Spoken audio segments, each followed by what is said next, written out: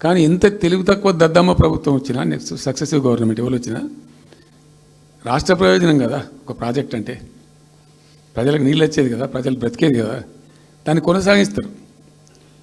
ఇప్పుడు ఒక్క తట్టెడు మట్టి కూడా తీయలేదండి మా గవర్నమెంట్ పోయిన తర్వాత. పాలమూరు ఎత్తిపోతల పథకంలో ఒక తట్టెడు మట్టి కనీసం తీయలే.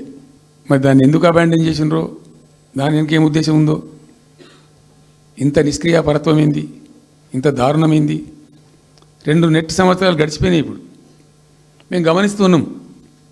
మధ్యలో ఏమైంది, కేంద్ర ప్రభుత్వంతో తమాషా. బీజేపీ మొదటి నుంచి మాకు తెలంగాణకు శని అయింది.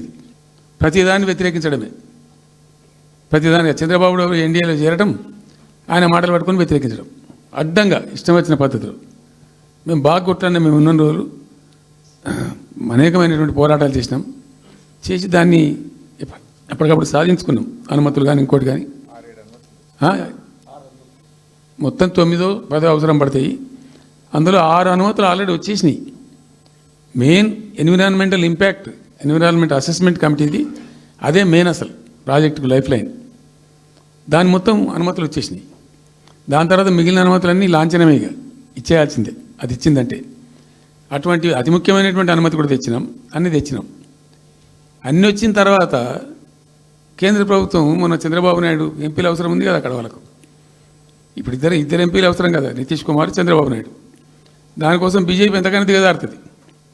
ఆడ ప్రభుత్వం నిలబెట్టుకోవాలి కాబట్టి ఎంతకైనా దిగజారి ఆయన మాట పట్టుకొని డిపిఆర్ను వాపసు పంపించారండి.